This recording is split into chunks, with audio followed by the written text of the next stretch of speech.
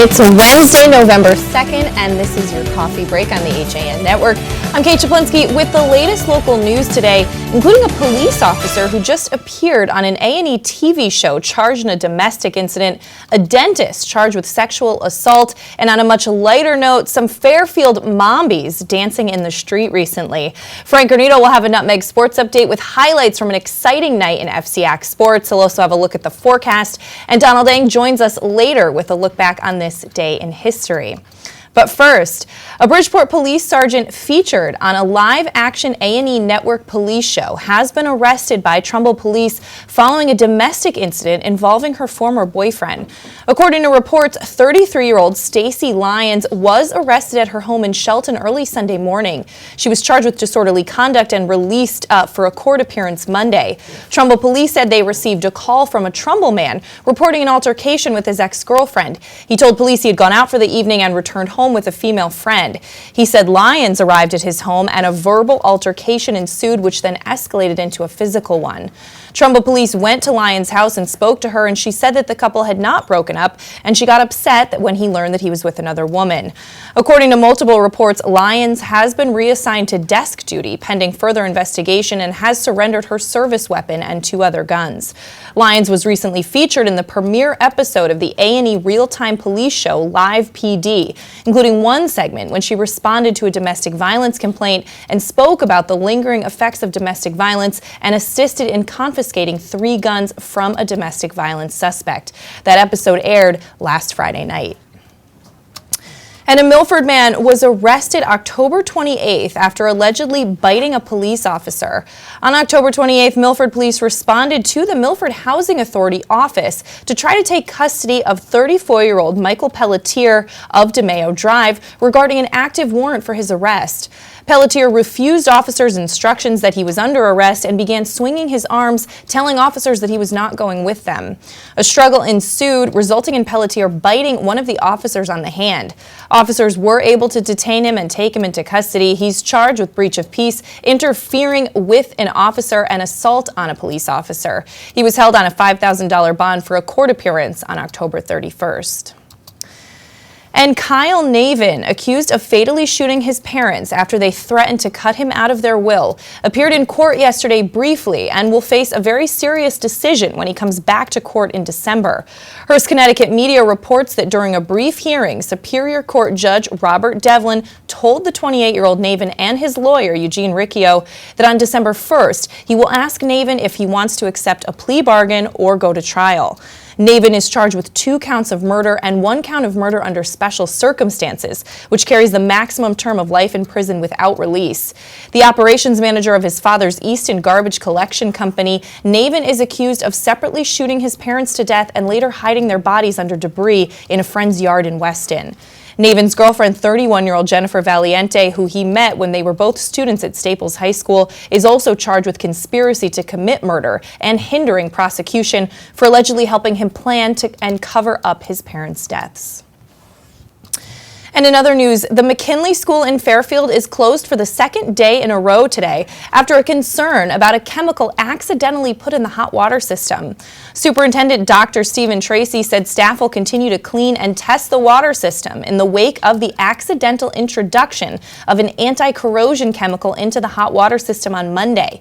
Extensive purging of all the water systems and related equipment has been completed. Some 60 water samples have also been sent to the York lab for testing.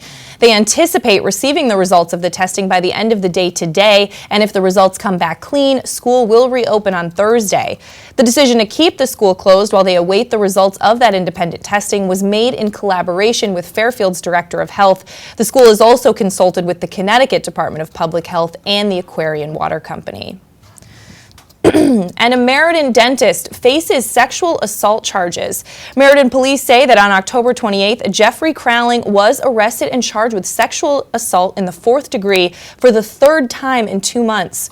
Crowling was also charged with that same crime on September 2nd and September 22nd. Crowling, who is a dentist at 12 Curtis Street, Suite 14 in Meriden, is accused of sexually assaulting patients as they were undergoing certain procedures at his office. 51-year-old Crowling who lives at 94 Summerhill Road in Wallingford, was released on a $100,000 court bond. His court case is ongoing at this point.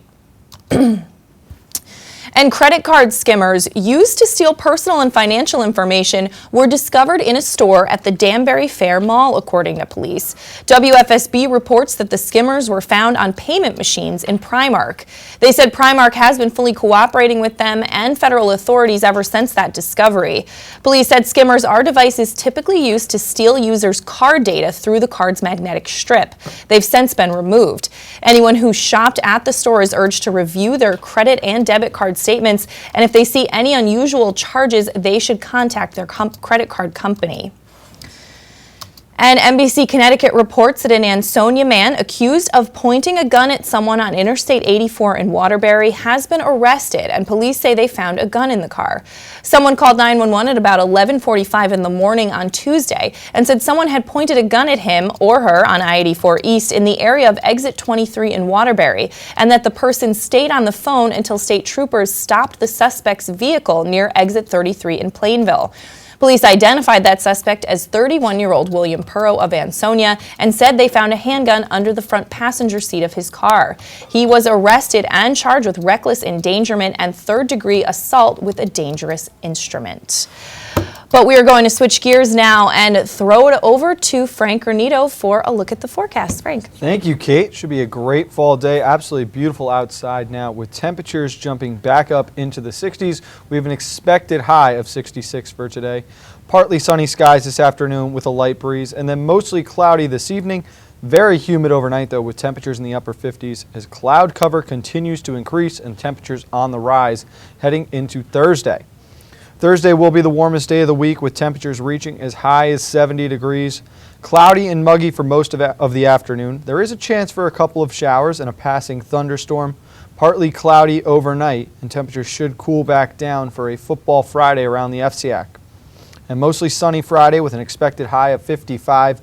Breezy during the afternoon and much more comfortable outside with less humidity compared to the midweek. Clear skies Friday evening as we get set for kickoffs, and colder with temperatures dipping down into the low 40s as we make our way to the weekend. That's going to do it for this weather update. Let's go back over to Kate. All right, thanks so much, Frank. We're going to step out for a break. When we come back, it's time to take a look back on this day in history. We have a Nutmeg sports update with Frank and more local news coming up after this.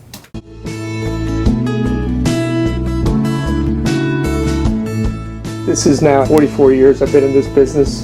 Digital came along. After I was in business for about 6 years, I had to totally reinvent the business. So I had to make a tremendous investment in my business. And Milford Bank was there for me. I don't really just consider Milford Bank a bank. I consider them a trusted partner in my business. My name is Jim Wilson, owner of Milford Photo. I choose to bank with Milford Bank.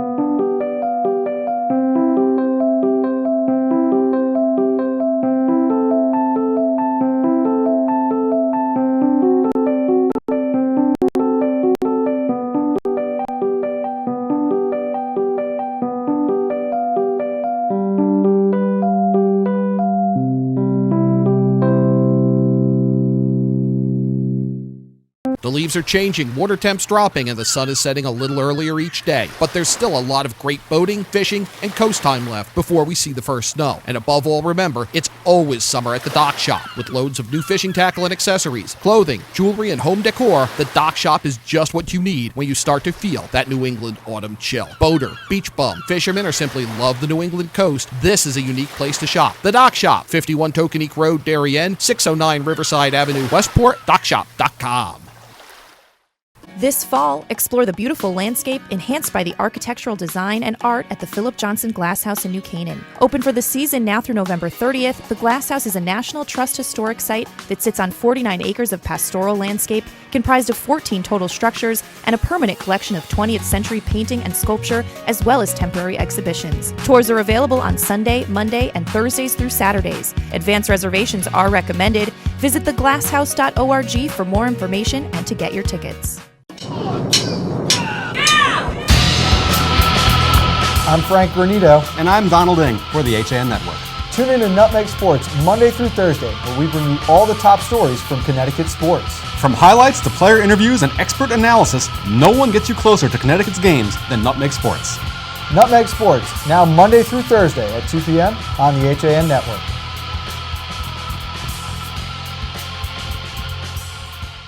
We are back on this November 2nd edition of your coffee break on the HAN Network. There you are. I'm Kate Czaplinski. It's time to throw it over to Donald Ing to take a look back on this day in history. Don, I made some guesses today, so I want to see how I did. I think you probably did pretty well. All right, let's see. We start in 1948. Democratic incumbent Harry S. Truman defeats Republican challenger Governor Thomas E. Dewey of New York by about 2 million votes.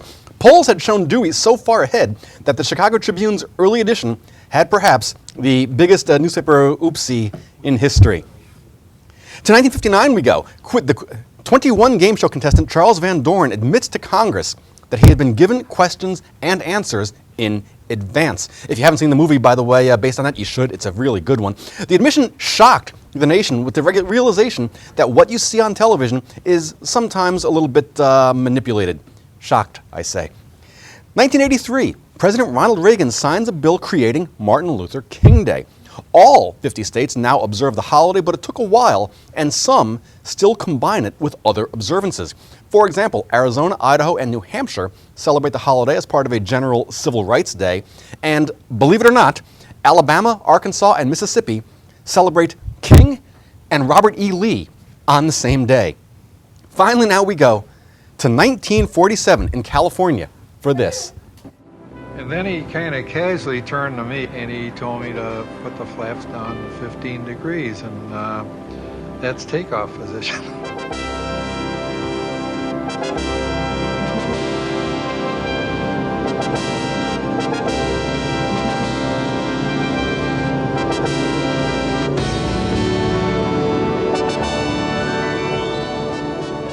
He was surprised when it took off.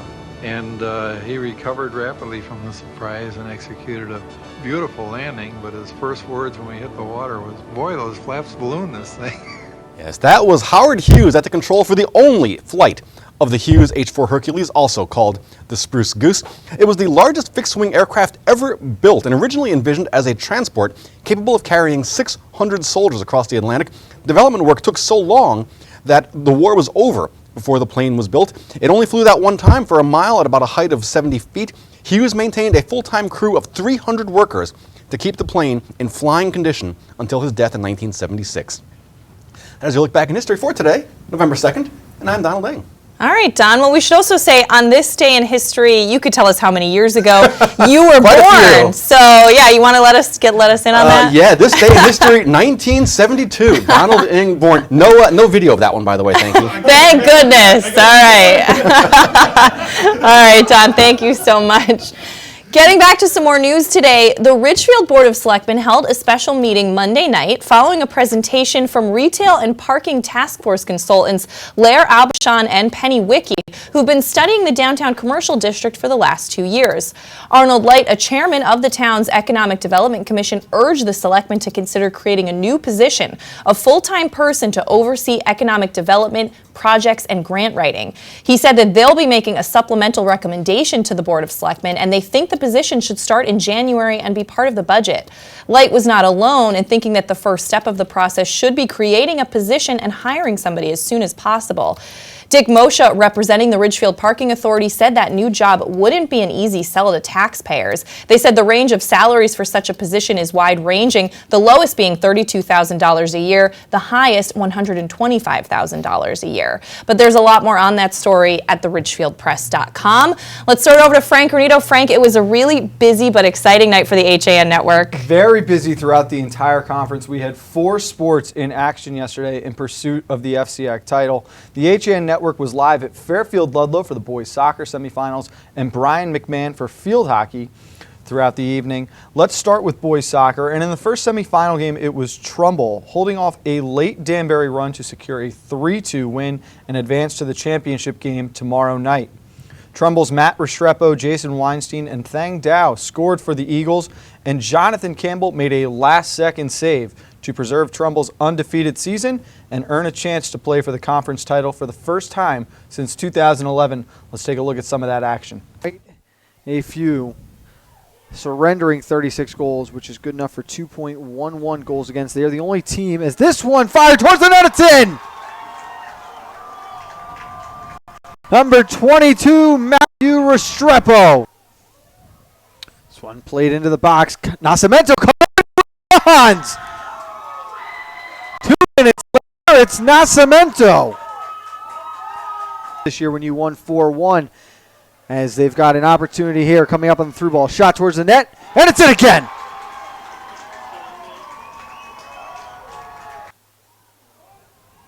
Loose ball in front, fired on goal, and it's in. Tang Dow comes over, and the senior captain buries number 3. Throwing coming. Clear to the side for a moment. Now towards the box, on cage. Wow. That's going to do it. What a finish, Frank. So congratulations to the Trumbull Eagles. In the second semifinal game, it was the top-seeded Greenwich Cardinals who continued their march towards an undefeated season with a 2-1 win over Fairfield Ward. Ward jumped out to an early lead on Jonathan Schuster's free kick goal in the 8th minute, but Greenwich scored the game's final 2 goals with Sebastian Hernandez tying it up before halftime, and Alejandro McLean's second-half goal proving to be the difference in this one. Here's a look at those highlights. Keeper for the Cardinals barking out orders. Free kick coming towards the cage. He buries it. No doubt about that one. The Mustangs with an early lead. Opportunity here. Try to slow it down. Through ball back his way. Working towards the middle. With the left foot sent towards the cage. Skelton can't get enough of it. And he buries it in the left corner. 1-1 the score. It is McLean.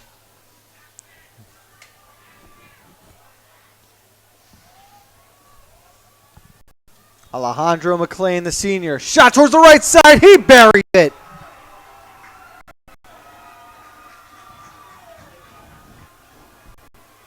Matt Skelton wasn't ready. He was still barking out orders at the wall. Great job, McLean, to notice that. And so it'll be the 2 remaining unbeaten teams, the top-seeded Greenwich Cardinals and number 2 Trumbull Eagles, playing Thursday night for the FCAC Championship. That game from Norwalk High will kick off at 7 p.m. Can be seen right here on the HAN network. From Bryan McMahon last night, the girls' field hockey semifinals were played, and in the first semifinal, the top-seed Wilton Warriors survived an overtime thriller against the 4th-seeded Norwalk Bears to advance to their 3rd FCAC championship in the last 4 years. Norwalk's Caitlin Erlowowicz scored an untimed corner at the end of regulation to tie the game at 2 and force overtime.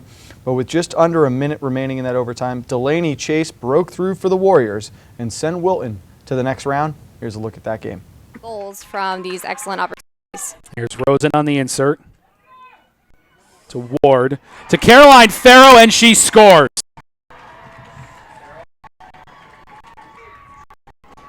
Rappaport dribbling well into the circle. There's Farrow again. Shot, and she scores.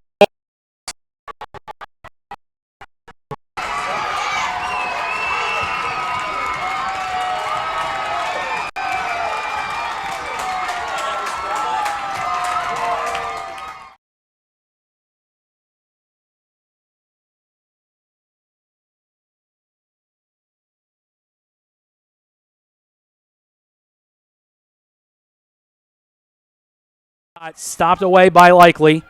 In front, and the Bears get one back.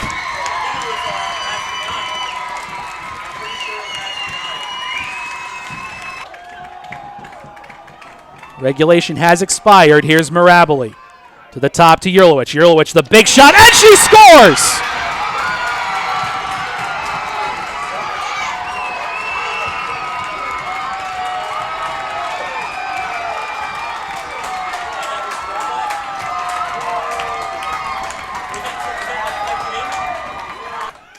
Off the insertion, up to Ward. Ward over to Farrow. Farrow, the big blast deflected away. Farrow again sent down, and it rolls in.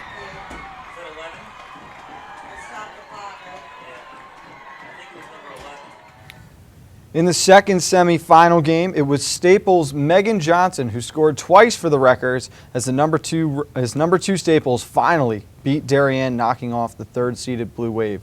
Johnson scored in the first 5 minutes of both halves and allowed the Wreckers' defense to take care of the rest, holding Darien to only 2 shots all game. Staples' win sets up a rematch against Wilton, which earlier in the year resulted in a 0-0 tie back in September. But let's take a look at the highlights from last night. Juggling along, fed out to the near side, and they score early, do the Wreckers.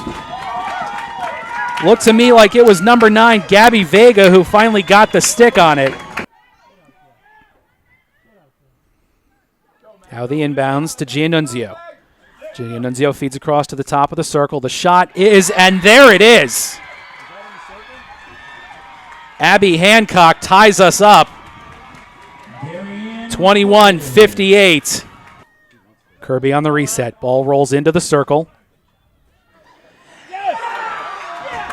And Staples gets one less than a minute into this second half. And the Staples Wreckers have defeated the Darien Blue Wave by a score of 2-1.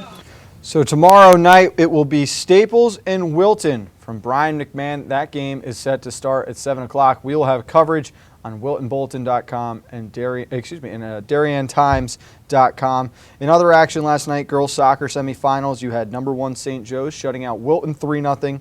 Number 2 Ridgefield edging out number 3 Staples 2-1 to set up another 1-2 championship on Thursday. That game will be seen before boys soccer at 5 o'clock. And in girls volleyball yesterday, all top 4 seeds able to advance. Greenwich, Ridgefield, and Stanford with easy wins over Darien, Staples, and St. Joe's. And a huge bounce back from Brian McMahon, who shuts out Trumbull and will set up a rematch against Greenwich from the last game in the regular season. That's going to do it for this Nutmeg Sports Update, but tune in at 2 o'clock today. I'll be joined by Kevin Coleman and AJ Simonowski to recap all of yesterday's playoff action from around the FCAC. All right, thanks so much, Frank. We're going to step out for a break. When we come back, we have some amazing video from a recent Fairfield flash mob that you just have to see. That coming up on your coffee break after this. Have a sports injury or a slip and fall that needs immediate care? Coastal Ortho Express Urgent Care gives you direct access to an orthopedic specialist fast, without an appointment. Biking, golf, tennis, soccer, whatever the sports injury is, sprain or fracture, Coastal Ortho Express can help. Coastal Ortho Express Urgent Care, open Monday through Saturday, now in 2 locations. The iPark building at 761 Main Avenue in Norwalk and 36 Old Kings Highway South in Darien. Or go to coastalorthoexpress.com, like them on Facebook. Hi, this is Leo Carl from Carl Chevrolet in New Canaan. And you've heard me talk about the Chevy Volt for years. The new model gets 53 miles on EV charge daily, plus 420-mile full range. But don't take my word for it. You need to come in and test drive the Volt yourself. Visit us at 261 Elm Street in New Canaan or online at carldirect.com. As you're getting back to your regular schedules, we're excited to get back to doing what we do best, offering you the freshest seasonal fare and all the ingredients for a healthy start to school. So shop Walter Stewart's for everything fresh, from A, apples to Z, zucchini, and from cotton candy grapes to back to nature all-natural snack bags. We save you time by stocking all of your favorite back-to-school essentials under one roof. Walter Stewart's Market, 229 Elm Street, or shop online at stewartsmarket.com. At Whip Blow Dry Bar and Salon of Ridgefield, it's all about creating a hassle-free, high-end experience for the entire family. Open 7 days a week, the makeup and hairstyle salon on Governor Street has it all. From color services, men's haircuts with a complimentary microbrew, affordable kids cuts, and more. And our blowout package includes a shampoo, scalp massage, blowout of your choice, and a lipstick application done by a celebrity makeup artist. Download the Whip Salon app to view the styles and book appointments. Get more information at whipsalon.com, 203-442-6444, or find Whip on Facebook, Twitter, and Instagram. On time, done right, safe and reliable.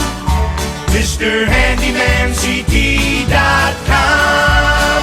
Let our satisfied customers tell it. I have called Mr. Handyman for every reason, every occasion, every broken item, every leak. They have bailed me out on many occasions, and I would recommend them to anyone. For any project, large or small. MrHandymanCT.com.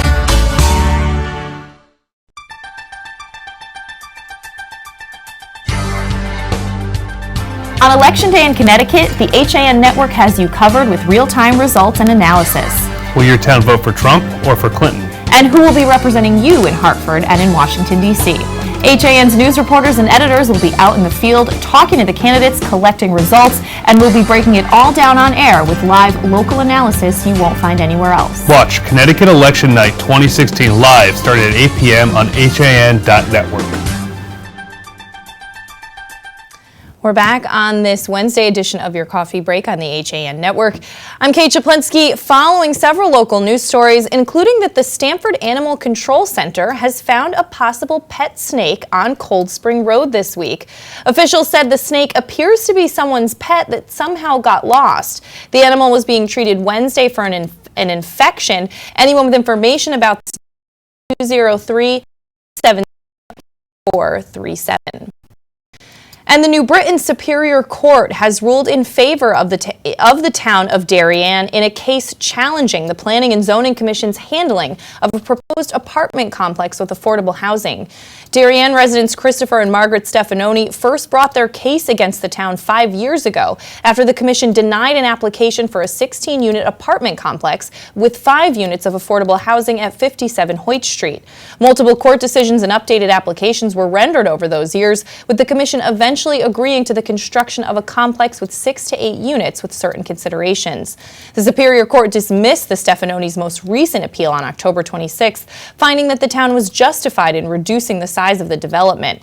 Despite earning approval from a smaller development, the Stefanonis opted to continue challenging the decision under the state statute 8-30G, claiming that the smaller structure would hinder the viability of the complex as an affordable housing development. A lot more on that story at DarienTimes.com. And a group of Wilton High School sophomores have teamed up to fight hunger by hosting their own Stop Hunger Now meal packaging event at the high school on Sunday, December 4th from 11 to 1.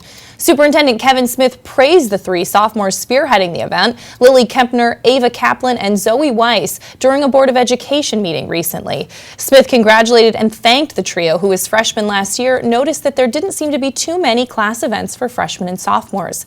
Stop Hunger Now is an international hunger relief agency that has coordinated the distribution of more than 287 million packaged meals for children and families in 74 countries since 1998. And finally, check out this incredible video of some local moms. Several Fairfield women were decked out as zombies and performed the dance routine from Michael Jackson's Thriller as part of the Fairfield Moms Flash Mob Night of the Living Mommies. They recreate the iconic 1980s music video as an excited crowd looks on. The video credits the choreography and direction to Vincent Patino and thanks Flashpoint Dance, a studio in Fairfield, for its support. Definitely worth checking out. It has almost 8,000 views now on YouTube. But let's throw it over to Frank Granito for a final look at the forecast. Frank. Thank you, Kate. Should be a great next couple of days. Perfect out today, mostly sunny, temperatures in the mid-60s, a light breeze in the afternoon. We'll see some cloud cover moving in, a little more humid before tomorrow. Thursday should be the warmest day of the week, though. Temperatures up into the 70s. Mostly cloudy in the morning. There's a chance for some showers in the afternoon, possibly a passing thunderstorm. Partly cloudy overnight, but temperatures will start to cool back down before Friday. Mostly sunny skies again, much more comfortable outside. Breezy and clear skies and cool temperatures when football kicks off on Friday afternoon. All right, Frank, thank you so much. We are going to wrap things up here on your Coffee Break 12:30 CT Pulse with myself and Josh Fisher. We'll be previewing next week's Election Day and, of course, Nutmeg Sports at 2 o'clock. We'll see you tomorrow for your Coffee Break at 11. Have a great day.